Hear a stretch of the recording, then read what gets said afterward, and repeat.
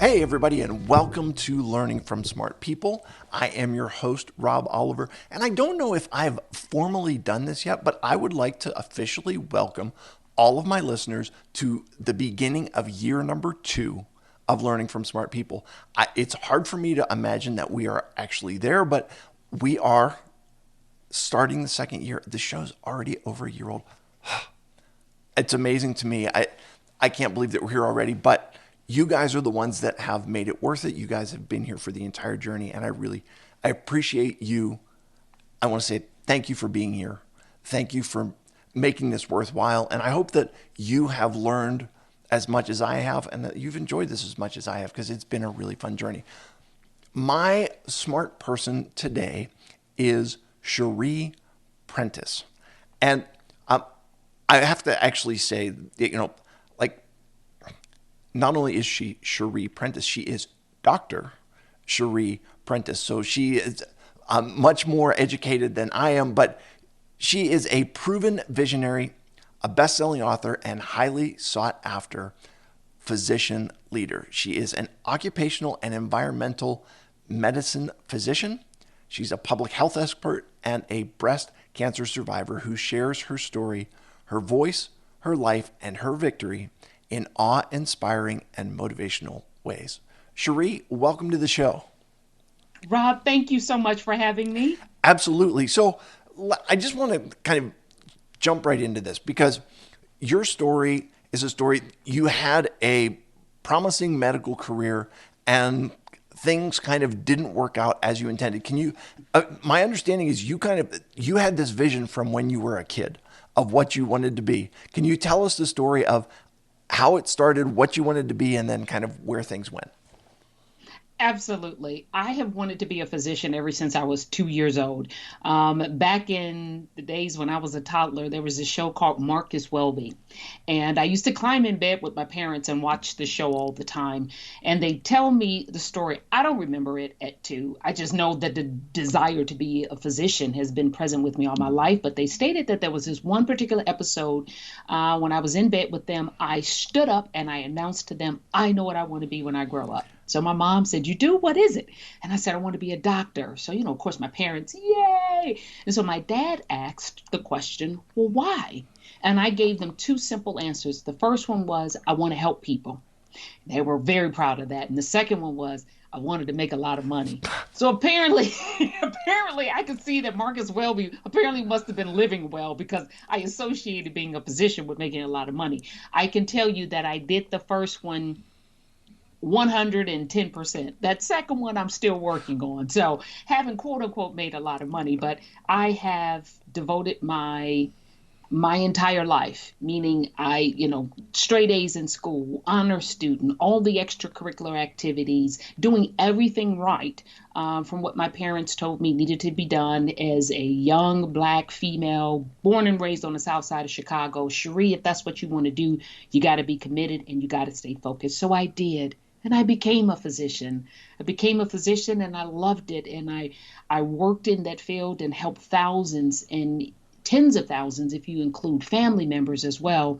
And I did that for 15 years until October 1st, 2008.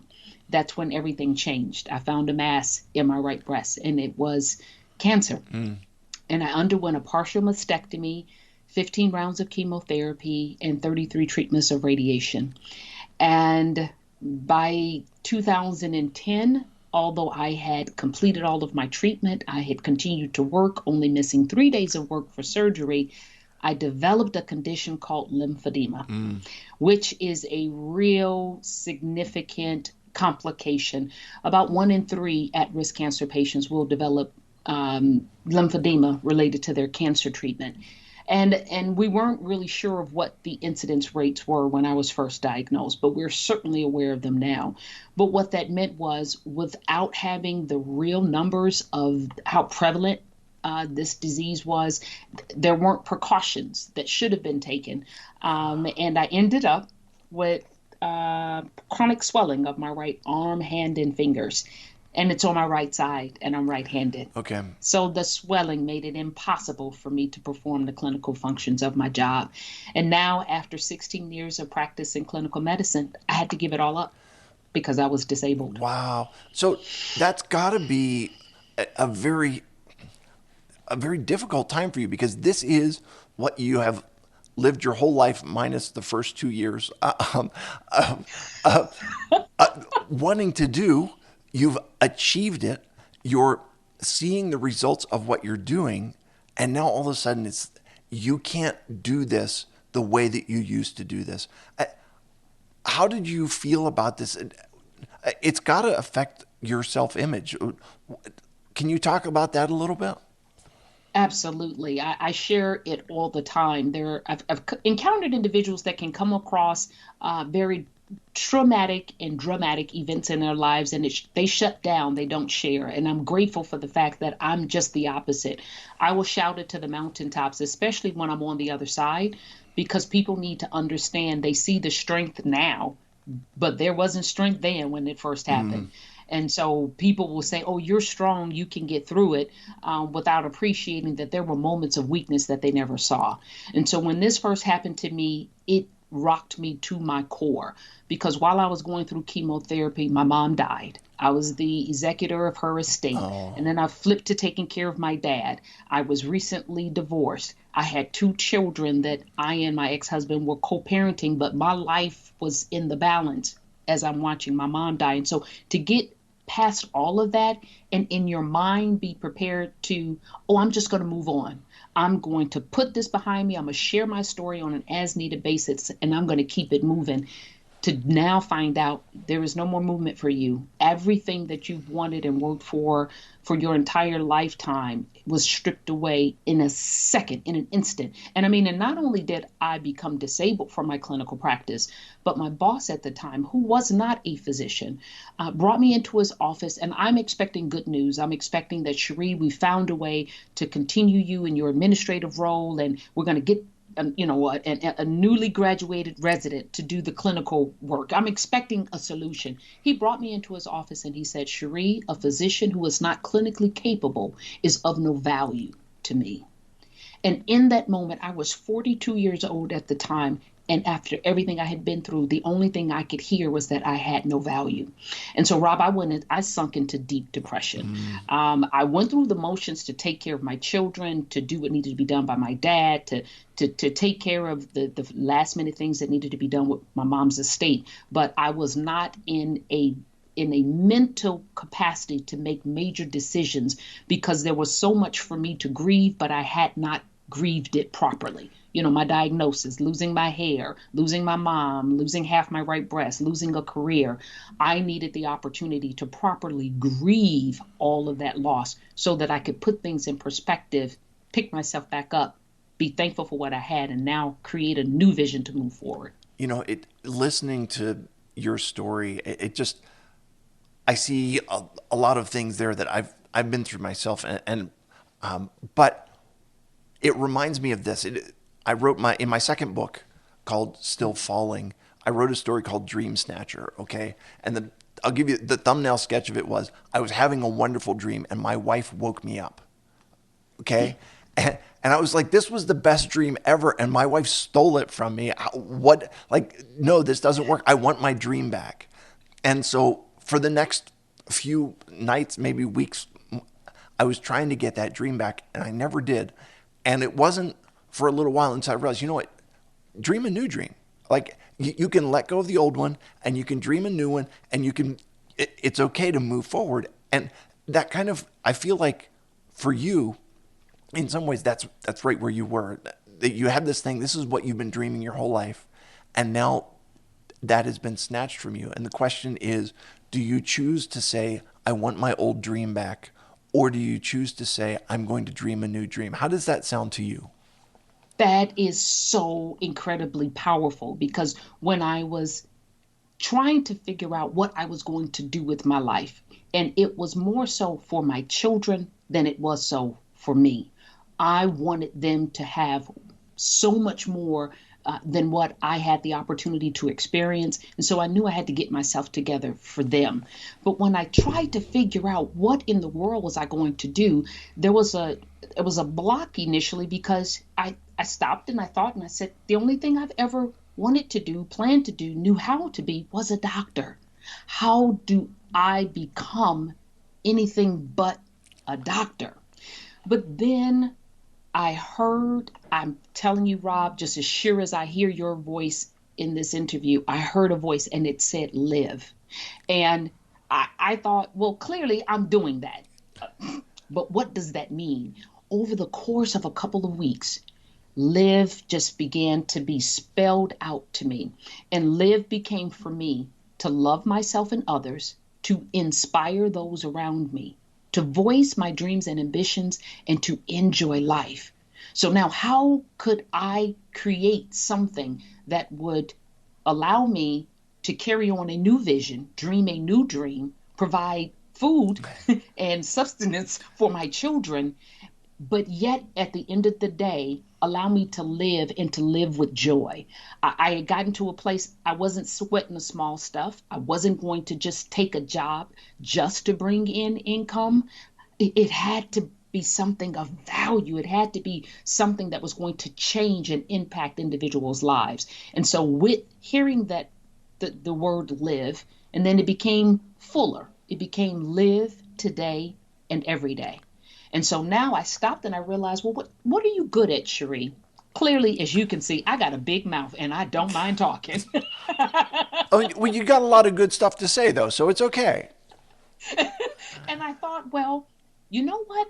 Different churches and different women's groups, different cancer support groups, I had been putting different little pearls of wisdom, if you will, out on social media that was available at the time. And so different ones picked up on that, and they would ask me to come and talk. Sometimes small audiences, sometimes large audiences, sharing my experience of what I went through, how I dealt with it, what it meant for me, what was this unique perspective as a physician and a patient, and what could I offer that could help change someone else's life. And I found that when I shared my story, it had such a major and powerful impact. People who were at crossroads had the letter, the suicide letter with them, with every intention. Wow. Friend invited them to this event.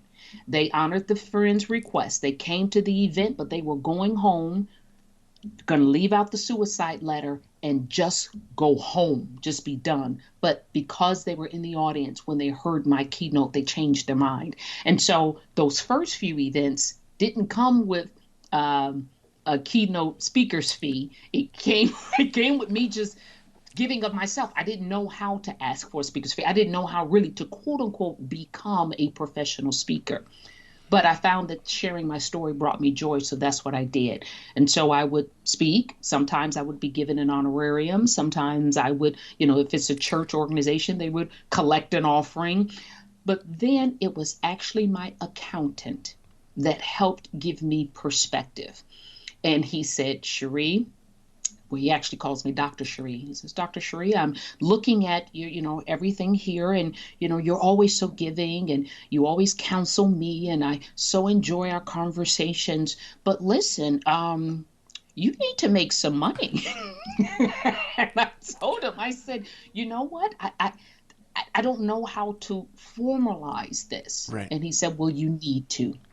And so with that, I took a step back. I did research. I found out the best organization to join in order to hone my skill, to perfect my skill, to take it seriously. I researched branding, rebranding, creating my own brand name. I researched in advertising and marketing and what's the best strategy. So I create a whole new vision and path for me. And that was to create my own healthcare consulting business because I still had a wealth of medical knowledge that companies still vied for and still needed. And then I realized that in speaking, I enjoyed. So instead of just being a speaker, Sheri, become a professional speaker, a recognized, certified professional speaker, rather a certified speaking professional. And so I joined the National Speakers Association, went through all of the certification, and there are less than 600 CSPs in the world. And so I didn't just want to do it and step on a stage and call myself a keynoter or professional speaker without having the credentials and the training behind me. And so that's how I picked up my bootstraps, strapped them up, and realized go for what you are gifted in and have a talent for. Okay, so I just want to give you some perspective as I'm listening to your story, okay? Because what were the two things that you said you wanted to do when you were 2 years old? I wanted to help people and I wanted to make a lot of money. Okay, so when your ability to help people as a doctor, you thought that is the only way that I can help people by being a doctor. And now, what are you doing as a speaker? I am helping people with my voice, Yes. And changing lives with my and story. and if as a CSP, as a member of NSA, as all of those things, you're finding. I'm hoping that you're finding that your earning capabilities are they're not way out of line with a doctor because what you've got a powerful message that is actually helping people. I think this is a really important thing that I want all of my listeners to understand. So many times we define ourselves by what we do as an occupation, okay? And we have to learn who we are as a person. And so what you learned is whatever arena I'm in, I'm Sheri and I help people. And that's what I do. And I can do that as a doctor. I can do that as a speaker. I can do that when I'm talking to people. When I'm writing my book, it's going to help people. That's who I am. That's what I do. And the cool thing is that it's kind of whatever the venue is, whatever the creative outlet is for who you are to come through, that's ultimately what allows you to be yourself. And so you kind of have to come to that understanding. Who am I? What do I do? And then how do I find a place for that to happen? Does that make sense to you at all? It makes total sense because one of the things that I find myself sharing with particular audiences when I'm asked to speak is that I had gotten caught up in placing my value in my do as opposed to who I am and who I belong to. I'm a child of God and He uses me. He uses my gifts and my talents. I just have to allow myself to be used and not keep myself in a box. Yeah. I have MD behind my name, but there are 18 other initials behind my name. And if I even strip all 20 initials away from my name, Rob, I am still Sheri. And I still have tons of testimonies. I still have tons of knowledge that has blessed not only individuals, but blessed organizations. And again, being open to having a new vision and a new path for your life creates so many opportunities. I tell people that sometimes when life has a way of bringing us to a point where we need to make a fresh start. And I think when that happens, a lot of times fear is what stands in our way.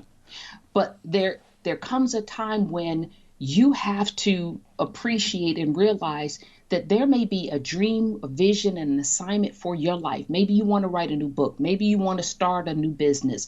Maybe you want to get your finances under control. Whatever it is that you want to do, this could be your time right now. Your time to get up and get on with your dream, your vision, your assignment, your life, because it belongs to you. Yeah. On this journey in life, we have to be comfortable with uncertainty and improvisation.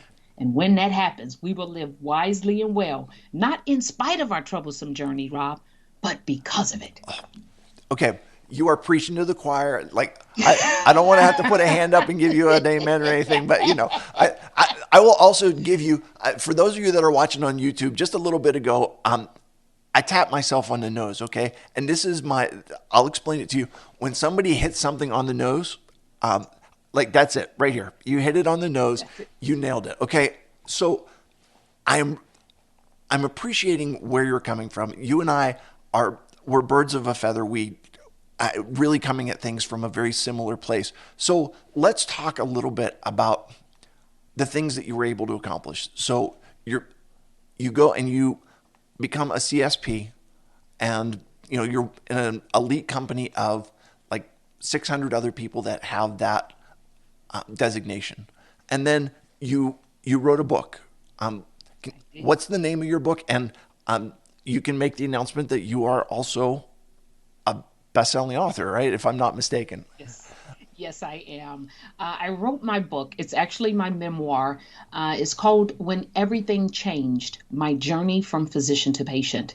And it is really is a real life tale that exposes all of my vulnerabilities to an onslaught of trials that would make any woman or man reel in defeat. It reveals a roller coaster ride, that emotional roller coaster ride that I went through, that took me from self examination to self discovery and left me face to face with myself, my power, and my God. And I didn't want to write a book that was just wozy me. And I didn't necessarily want to write a book that was a self help. I wanted something that bridged the combination of the two, something that shared my story very raw, very real, the conflicts that you deal with family when there is a life-threatening diagnosis, what it's like to experience a life-threatening diagnosis while watching your mom die, the expected help from friends and family that you looked for that did not come from the sources that you expected. I mean, so it's real. But in addition to exposing that, I also, now being on the other side, am able to offer tips what you can do to avoid the pitfalls that I made. People feel that just because I'm a physician, that when I got the diagnosis, that I knew everything to do, that I did things right, that that it didn't impact me. But as much. But in some instances, it impacted me with a greater onslaught when it was first stated, because I have knowledge about what that will entail. I knew what chemo would entail from a physiological perspective. And so this book, which is available on my website at www.drsherimd.com, but is also available at Amazon. I encourage everyone to go out to Amazon and get it. It's a very quick read if you sit down with it. I wanted something that women and men could just carry. Men could put it in, fold it, and put it in their back pockets, or a woman could put it in her pocketbook. You sit down with it, and within 4 hours, you'll be done with it. But you will be left not just with self help and instruction from if you face cancer perspective. You will be able to see yourself if you've had to have any conflict of divorce, relationship, loss of a parent, a major illness, loss of a career, loss of a child. If you have experienced a loss in any kind of way, and you're looking for steps on how to approach it, deal with it, and move on from it, then my book would be able to help you. But you again, to me, loss and limitation are a naturally occurring part of the human condition. It's something that if you live long enough, you're going to go through this. You're going to have this experience. And what you're doing is you're using your story as kind of the bridge to the universal understanding that life happens. And when life Yes. happens, we all deal with difficult situations. And you have a choice. And really, ultimately, what you're saying, and at least what I hear you say, is the choices that you make, what you choose to focus on, what you choose to do, are what makes the difference in how you live. So, as all of this happens, you kind of become. You describe yourself as a queen, right? How did you get to be the queen, and what is the name of your kingdom? It's interesting. So, actually, a very dear colleague of mine, business colleague of mine, she was the one that gave me the title of queen. And I have developed a blueprint. When I work with individuals, individually, groups, couples, or organizations where we're working with different departments, there's a shift, a change where they need to do things differently and accept the loss of maybe half of their HR, or half of the employees because there's been downsizing. How do these individuals cope with losing dear friends that they worked with, but now also having to cope with taking on their work with the same amount of pay. So there's always these transitions, and so I developed a blueprint of how to let go and live today and every day, and I share and modify that blueprint depending upon the audience. But again, it is from an approach of doing a careful reconsideration of what you still have rather than what you've lost in order to bring a new dream or vision into view. And so my business colleague said, my gosh, you have presented this not only so many different arenas across the US, but and abroad. She goes, you know what? You are the queen of how to let go and live today and every day. And I said, you know what? I like that. Yeah. Well, I mean, hey, that's a good kingdom to be the queen of, right? Hey, that's right. If you've got to have your designated land, that's a great one. I listen, Sheri, just real quick. You've not only have you done all of this, but you've also gone on to do your own nonprofit. Just in a minute or two, can you tell me about that nonprofit and what's going on there? Absolutely. Well, you remember I told you I had lymphedema, and in my travels speaking, I saw thousands of individuals who were not properly treating their lymphedemas. Many of them didn't even know what they had.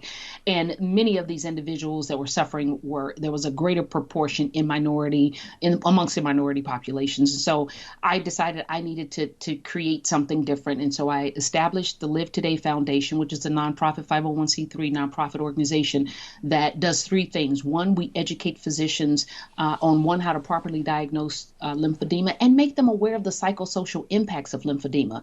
As a physician, I didn't think about the increased financial cost of having to buy two sets of compression garments every year, buying a whole new wardrobe because one arm is bigger than the other. I didn't think about how embarrassing it is to come in with a garment that doesn't look too pretty, but you're at a cocktail party and it's past cocktails and you're the one with with this glove on. So we educate physicians, we educate patients about what they have and the importance of treatment. But then number three, we provide free compression garments to under-resourced cancer patients and survivors living with lymphedema, because many of them are taking, hormone treatments, for 5 or 10 years, taking some form of medication after their treatment. That's an expense. They don't need the added expense of buying compression garments. So we provide free compression garments. That is fantastic. Listen, Sheri Prentiss, you have been phenomenal. I really appreciate you sharing your story, and you're doing great work.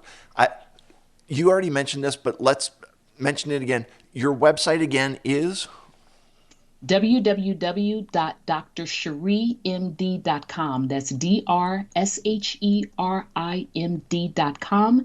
And for the nonprofit, it is www.live-today.org. That's LIVE-today.org. All right, beautiful. And I will put links to both of those down in the show notes so that people can find that, and throw anything else in there that I can think of where people can connect with you, because you're doing good work. And really, I think lymphedema is something that a lot of people don't know about, and as such, you bringing attention to it is wonderful. Sheri, this has been wonderful. It is time now for 3 questions to establish your humanity. Are you ready for this? I am ready. Okay. What really makes you angry? What really makes me angry? I would say a person making a vow and not keeping it. Okay. So like promise breakers. Yeah, promise breakers. Okay. Makes me angry. So what is your favorite game or sport to either play or watch? Ooh, my favorite game to play, and I would say probably with my husband, because we're so competitive, is actually Jenga. Okay. And I'm assuming that you are a little bit more like me in that, like, if you're going to bother to play the game, you might as well try and win, right? Exactly. Okay. Yes. Great. All right. Last question for you is you're from Chicago. Are you still in Chicago? I live in Chicago in the summer. All right. So in South Florida in winter. Smart woman. So tell me, in either one of the 2 places that you live, what is the best local restaurant that you would say this is where you would need to go and get kind of the taste of the town, or this is where I would take you because you're my friend and I think this is a wonderful place to eat? Lou Malnati's Pizza in Chicago. Pick any location but the one on State Street, located about 8th and State. That's the one to go to. Wonderful. All right. And any recommendations down in South Florida? In South Florida, I would say the main place, oh, Catfish Dewey's. Catfish Dewey's. Catfish Dewey's in Fort Lauderdale. That works. Sheri, thank you so much. This has been an absolute pleasure. I appreciate you being on. Again, to all my listeners, thanks for being here. Thanks for helping us get through the first year. I appreciate you bearing with all of our bumps and learning curves. And just thank you. I will remind you again, as always, that when you stop learning, you stop living. Have a great day, everybody.